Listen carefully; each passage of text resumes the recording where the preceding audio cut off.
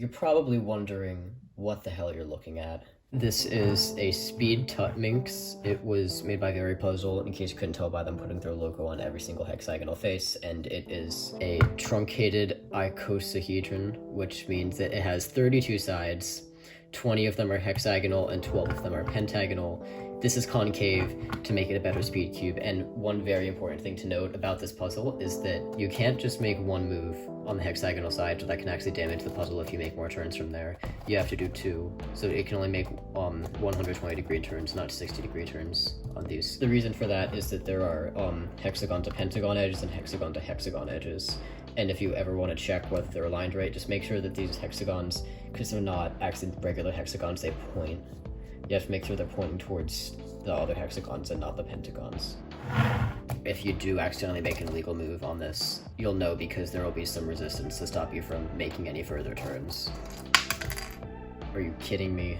As for why someone made a speed cube of a 32-sided puzzle, I don't know. I think the world record is like just under 10 minutes on this right now. I do have a few complaints about this puzzle, and the first one of those complaints is that every single fricking edge piece on this entire puzzle can just pop right off with the tiniest bit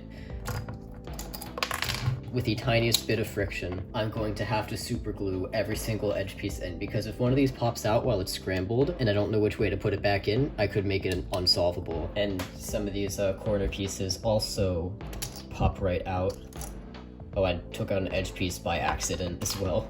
I should be able to fix this with just a little dab of super glue in each one of these holes right here, but this is going to be a pain because there are 90 edges on this puzzle and 60 corners, so this is going to be really fun to do manually.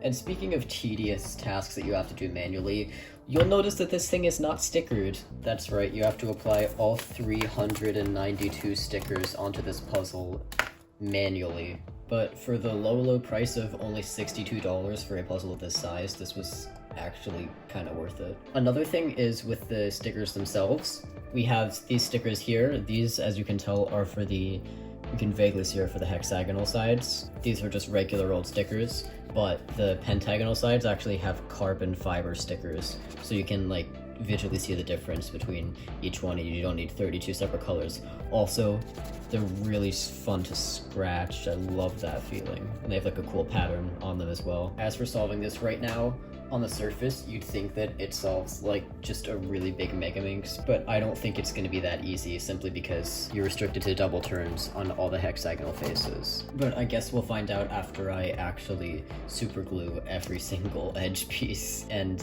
also apply every single sticker. Again, there are almost 400 of these.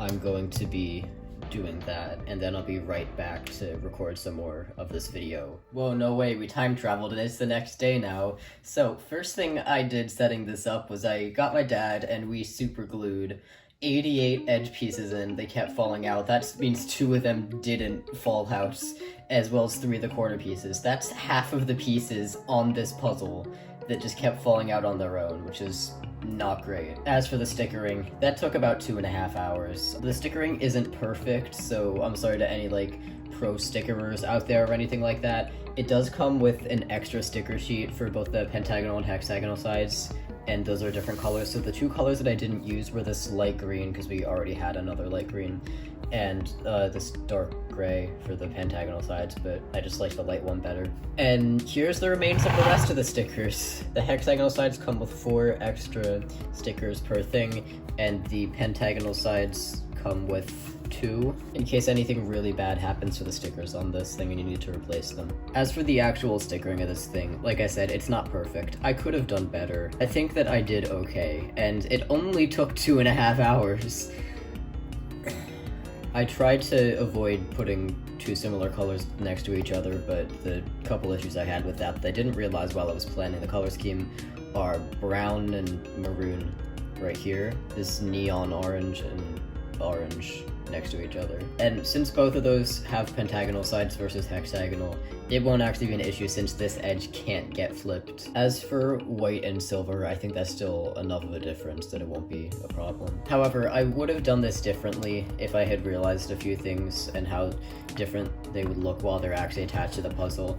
And specifically with this hexagonal white side, I thought this was gonna be a tan side like this color right here, because this is the background of the sticker sheet versus this, it looks more like that. So I really thought they had just like given us two tan colors. And because of that, I didn't realize that the whole opposite color scheme thing, which actually, it's actually impossible to get light colors opposite to each other, just because after pairing every other color up, I had white, magenta, and light green left. So what I ended up doing was white opposite to magenta.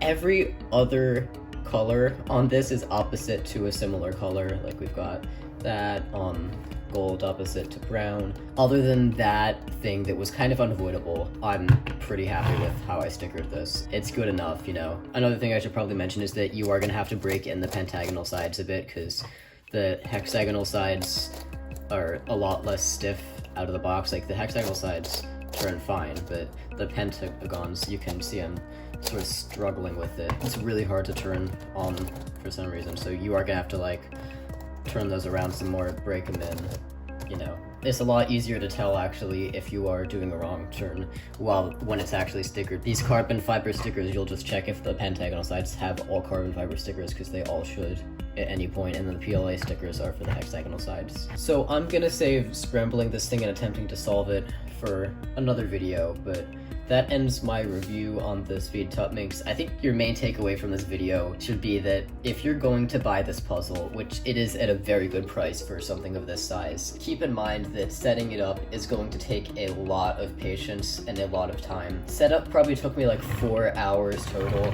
on this puzzle. Comment whether you want to see me solve this in a future video, because I have no idea how to do it. Leave a like, subscribe if you enjoyed this video, and on that note, this is Lord of the Cubes signing off with the part that everyone watching this has been waiting for.